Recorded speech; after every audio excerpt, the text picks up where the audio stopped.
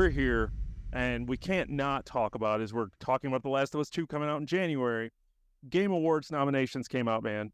So I know we kind of talk about gaming. Everyone knows that we are gamers. We play Call of Duty all the time. We play all kinds. We just played Remnant. I'm about to buy Remnant 2 so we could dive into that because it's on sale right now as a Black Friday sale on PSN. But Game Awards came out, man, and they obviously had like 20 different things. There's all kinds of different nominations, but I want to focus on Game of the Year because I had a couple of things that came out from it and I'm curious of just what you thought. But these were the games that were announced for Game of the Year for 2023.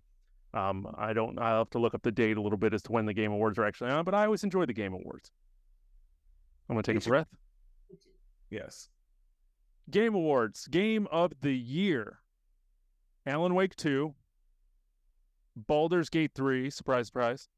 Spider-Man 2, what's up? 3 sequels in a row.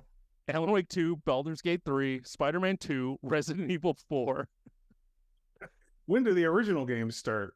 They don't. Super Mario Brothers Wonder and Legend of Zelda Tears of the Kingdom. All sequels except for Super Mario Brothers Wonder. Can you really... Isn't every Mario Brothers game a sequel? Right. Every Mario Brothers game is a sequel of the original Mario Brothers. It's not technically numbered, but Super Mario World was Mario 4. That's very funny. Yeah. So, technically, as you're saying it, every one of these games is a sequel. It's crazy. Super crazy. Mm-hmm. But it was a great year for games. We played more games, I think, this year than I've probably played in a long time. A lot of stuff I still want to play. A lot of stuff I'm my wallet is wanting to open for this Black Friday sale and seeing all these games that they're dropping price on. I'm sitting there like, okay, I want this game. I'm just like want to stock up. And then when we're talking about Last of Us Part 2 coming out right in January and Suicide Squad coming out in February, I'm like, when am I going to play any of these games? I'm really mad at all of this, but you're mad at your money, not the video games. You're mad that you have to spend your money on all this stuff because they're making you. They're making me. Yeah, this is an interesting list. And I think all games kind of deserving, from the ones I've played to the ones I haven't, but still plan to. And from what I've heard and seen of them, they all seem kind of deserving. Yeah. So just for like full transparency, I've played Resident Evil 4, loved it. Spider-Man 2, which we just had an episode on, absolutely loved it. So those 2 games I know but totally belong. Now I definitely want to play Alan Wake and Baldur's Gate, and I probably will never play Zelda. I'm not a huge Zelda guy, but of course it's going to be there. Now my wife is playing Super Mario Wonder right now, which she just recently got, and it just looks fun. It looks like a classic, just Mario, all the best things you can imagine about Mario. Yeah. Game. It looks super fun, so I'm not surprised that's there. I don't know, man. I don't think this is really a runaway sweep for anybody. I do kind of think probably Baldur's Gate is the favorite, just based on what I've read and seen and what people have said. Now I'm gonna make my own choice when I eventually get that game, which I do plan to do at some point. Mm-hmm. But yeah, I'm a fan of the Game of the Year stuff. I think it's cool to kind of recognize the industry and say who made the best thing out there for the year, and it seems like a good list. Yeah, I agree. I feel like Baldur's Gate's just going to win everything. There's already been some award shows at some other smaller levels, and Baldur's Gate 3 has just been cleaning up on everything. So, I fully expect that to continue. Alan Wake 2 was a surprise, but mostly because that just came out. I know it got great reviews, but then to see it on this list was kind of shocking. So did Spider-Man, though. So, but yes, exactly. But Spider-Man 2, it's like I knew before it even released that it was going to be on as a Game of the Year just because of the previous games that we got. Same with Tears of the Sun, Tears of the Kingdom. Tears of the Sun, a Bruce Willis movie. Tears of the Kingdom, like, I expect both of those to be on this list. Like, 100%. Once Baldur's Gate 3 came out and it was all anyone wanted to talk about, okay, that's on the list. So no surprises with those 3. Mario Brothers Wonder, not surprised because it's a Mario game. I have it as well. I've been playing it. I've been playing through it a little bit. It is fun. Sometimes it's hard for me to be like, how do you put that up against Spider-Man? Like Spider-Man was just like this crazy game that just the story, and where Mario, you're just like, and just like getting mushrooms and doing stuff. But the puzzles and the way that the level design is, it's great. And it's not going to win Game of the Year, but it's definitely going to win in the other categories it's there. Resident Evil 4 came out so early in the year that it's one of those things where like movies that come out in January are never going to be nominated for an Oscar. So it kind of fell into that category where I kind of forgot about it. Not that I didn't, because we just got done playing the DLC, loving that game. So it's rightfully there. So like I said, I can't really like be mad at any of these nominations. I still think Baldur's Gate 3's got it. What's crazy and what has me thinking is when I think about all the other games that came out this year, and one of the biggest games that came out this year, at least for us, was Final Fantasy 16, and it is nowhere. I think it's on like Best RPG. I think it's like soundtrack. It's a couple other nominations further down, but it's just crazy that that's got to be a disappointment somewhere that Final Fantasy 16 didn't make this list. For them, I'm sure. For Square, it's probably very disappointing because that was their like big game this year. And anytime a Final Fantasy game comes out, you expect some kind of, prestige level recognition across the gaming world. Yeah. So them not being there is a little surprising, but I mean, at the same time, we both played through Final Fantasy 16. I liked it a lot. It has its flaws. It's not a, perfect game. It's not my favorite Final Fantasy game. I played, other Final Fantasy games that I like better than that. It's just, we've talked about it, but it was too easy. It was pretty short, kind of, I think, to me. I think we still put like 40 hours into that game. Okay, maybe it felt short. I don't know. It was a completely different experience. It was definitely a little bit more action oriented. I like I said, I bumped up the difficulty in hopes of a challenge and never really found it. So I agree with you on the easiness standpoint. Now I've been told if you go jump into New Game Plus and you increase the level cap, and there's a whole bunch of other stuff that comes in with actually playing it again and coming across more of a challenge. So I had fun playing it, but Game of the Year, I can see where it didn't make the list. It's kind of like on the next tier beneath, I would think, like all these other games. So yeah, if you were going to nominate like 7 games, I could see it being there. If you were going to nominate 8 games, I could see it being there. Like if you just add another category, another spot, I feel like it would slide right in. Yeah. Yep. So sorry, Squaresoft. Sorry, Final Fantasy. Had fun playing your game. I'll always buy Final Fantasy games, but you didn't make Day one. Yeah. Oh, when I talk about Final Fantasy VII Rebirth comes out like at January something too. We're fucked, man. We don't have any time. That one might make the 2024 list of Game of the Year. Who knows? It probably will, because the Final Fantasy VII remake did for 2020. Now, 2020 was a completely different year than 2023 was. So, I mean, it depends on what else comes out. But, yeah, that's something that's going to come out in January and probably still be talked about by the end of the year. One of the other games, to wrap this conversation up a little bit, that got snubbed, depending on who you talk to, was Starfield. Starfield was a game that they talked about being in development for 15 years or something stupid. It was always talked about 25. I think they were even saying it was the first new IP from Bethesda to come out. There was a lot of hoopla around it coming out and being just this huge kind of deal. And then, do you hear anything about it anymore?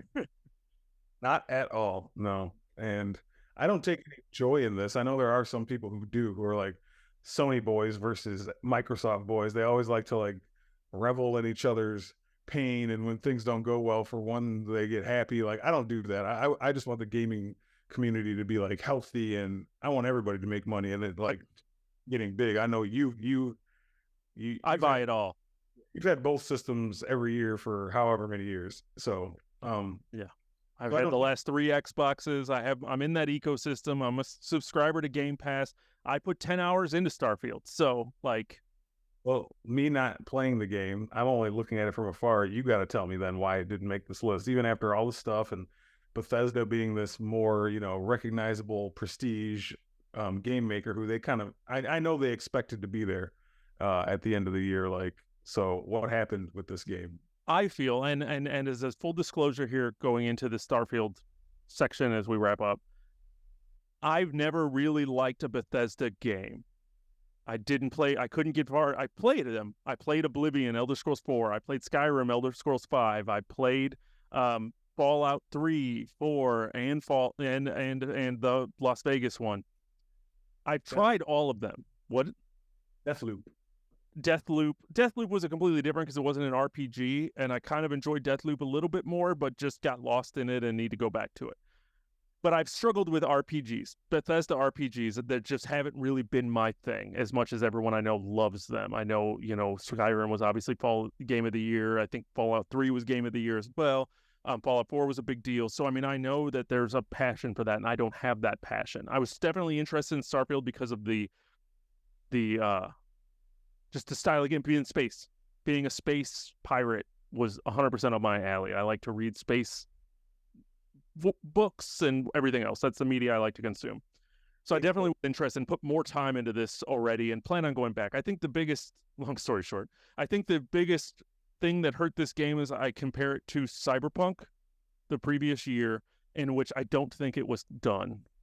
Even people who loved this game and put hours upon dozens of hours into this game and beat it 5 times or whatever, that I've seen, it still comes down to they have a laundry list of things that they wish this game had. I wish it had quick travel. I wish it had, a map of a town. Like, I go into a town, I don't know where I'm going. And they're like, go see this person at the shop. I don't know where the shop is because it's not on a map, because they don't give you a map of a town.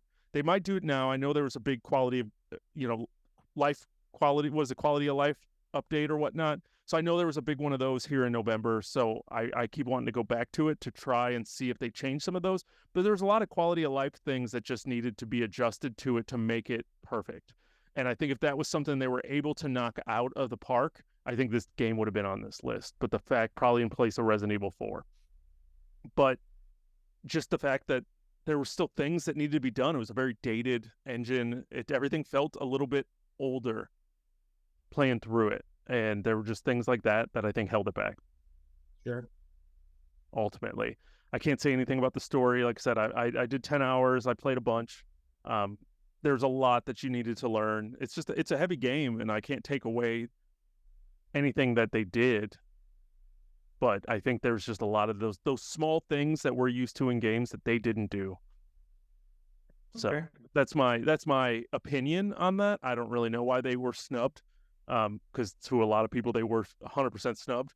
But there were a lot of people who I know who loved that game that still said it doesn't belong on that list. I've listened to some other podcasts that said that exact same thing. So depends on where you fall.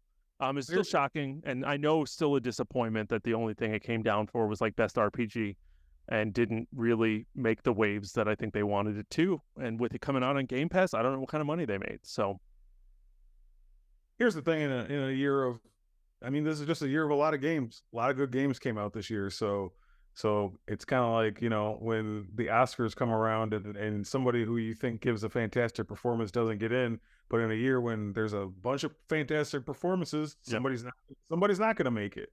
So Final Fantasy and Starfield kind of suffered that fate. They're not the only ones. There's a lot of good games this year that could have had some kind of consideration. So, I mean, Diablo 4 wasn't on there. Diablo 4 was another big game that came out this year that I know that they probably wanted to be in that position as well, and they're not anywhere. I didn't see them on the list. I didn't look too hard, but that was another big game that came out amidst whatever controversy. Jedi Survivor came out to really good acclaim of being a really solid game, and that's not on the list. And when the first one came out, that was on the list. So I've seen a lot of people saying the Harry Potter game didn't make it, and like that's one that a lot of people were saying should have made it. So everybody can't be on your list. This is a good year. A lot of games. We got to catch up on some of this stuff, man. Mm-hmm. So let's get out of here and go play some games, man. I'm with it. You cool with that? You got any final thoughts on anything that we talked about today? Oh man, I think we made our way through all the news, like trying to catch up here and get our bearings with what's going on. Just like you kind of started the show saying, with the strike over, man, this news is just kind of coming fast and furious, and I'm into it. Give me all this stuff. This is the stuff we like consuming and watching and playing, and let's go. No more actor strikes. Studios, quit being greedy bitches. Give everyone their money and keep this stuff flowing for us. Give me Dune 2 and let the spice flow, as Don just said. Good. Give me Dune 2. I should have already watched it by now, and the fact that I gotta wait until whatever date it comes out now is infuriating. So get this shit in order, keep these people happy, stop trying to be cheap and scan people with computers and make fake audience members. Like, just come on, be cool. Be cool. You guys got enough money. Be cool. Be cool. So, you have any thoughts on anything that we've talked about here today, or any news stories we didn't talk about that you'd like to hear our opinion on? Hit us up on social media at Raise the Geek across pretty much every category. We are there. So hit us up. I got a little hiccup there. Excuse me. Hit us up at Raise the Geek, or shoot us an email, raisethegeek@gmail.com. But I think with that said, that's going to do it for us this week. So for Raise the Geek, I'm Chris. And I'm Don. And thanks for checking out the show. Geek is all we speak.